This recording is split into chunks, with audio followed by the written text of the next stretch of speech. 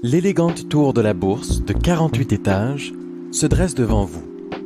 Au début des années 60, au moment de sa construction, c'est la plus haute tour de béton au monde. C'est un projet de Moretti et Nervi, réalisé par l'Immobiliare di Roma, une société vaticanaise. L'architecte Adrian Shepherd, qui a travaillé sur le projet auprès de l'architecte Moretti, nous en parle. Nervi et Moretti étaient déjà très bien connus par les cardinaux et les autorités vaticanaises, parce que c'est le côté un peu triste de l'affaire, mais Moretti était très près du parti fasciste, très près de Mussolini. Il rencontrait Mussolini toutes les semaines avant la guerre. Et comme vous savez, Mussolini et les fascistes étaient très près du Vatican. Il y avait donc une entente très intime. Moretti, c'était vraiment l'artiste, un passionné. Nervi, c'était un homme serein, un homme cérébral, entraîné, enfin formé comme ingénieur, comme mathématicien. Il comprenait vraiment pas seulement le problème de la construction, mais aussi l'économie de la construction. Parce que, vous savez, c'est quelqu'un qui était près de la réalité. Il y a eu la grande controverse, faut-il construire un gratte-ciel en béton ou en acier? Nervi, et c'est vraiment un homme de béton, tous les gratte-ciels faisaient en acier, et soudainement, quelqu'un vient de tourner la page. Et il y a eu vraiment une panique. On a arrêté tous les travaux et l'Immobiliare a embauché un des plus grands ingénieurs à New York, une firme du nom de Weidlinger et Salvatori, un bureau très important, pour leur demander d'étudier l'équivalent en acier. Et à l'époque, on avait découvert que le béton coûtait moins cher que l'acier même. C'est entièrement Moretti qui l'a dessiné, le concept structural, et ça c'est Nervi. Je veux dire, Moretti était un architecte romain.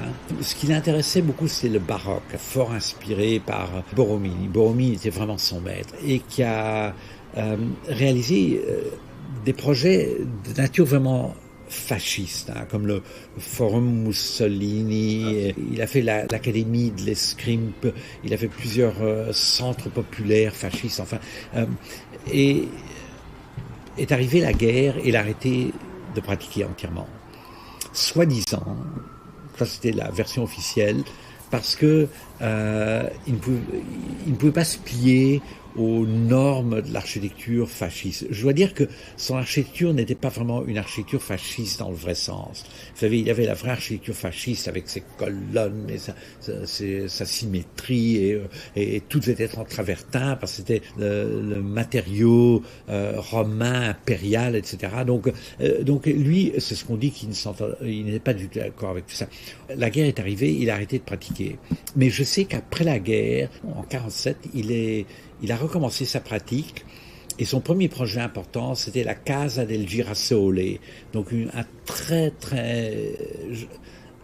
important projet, un bloc appartement à Rome, qui a beaucoup inspiré des gens comme Lucan, Venturi. Très rapidement, il a été vu en Italie comme un personnage très important dans la scène d'après-guerre.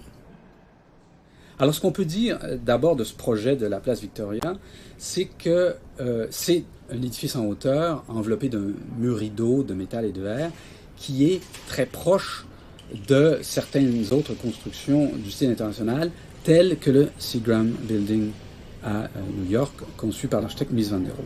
Et une des caractéristiques importantes, c'est le fait que l'ossature est en béton armé, ce qui est assez exceptionnel à l'époque.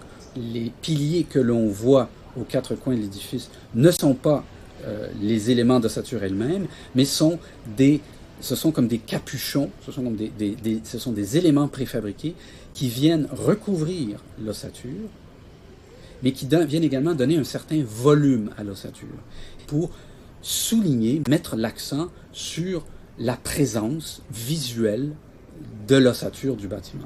Alors, une des caractéristiques de la place Victoria, c'est également le traitement de son mur rideau, qui est légèrement bombé et qui laisse transparaître les colonnes intérieures qui servent à soutenir les planchers intérieurs de l'immeuble. Et donc, ce bombement de la surface du mur rideau est très différent du traitement des murs rideaux que l'on retrouve dans les autres édifices en hauteur, qui sont généralement beaucoup plus rectilignes.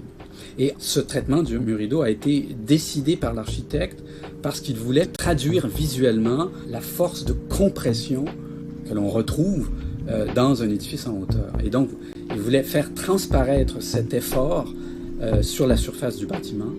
Approchez-vous tranquillement de la tour de la Bourse, en traversant la rue du Square Victoria, puis la rue Gauvin.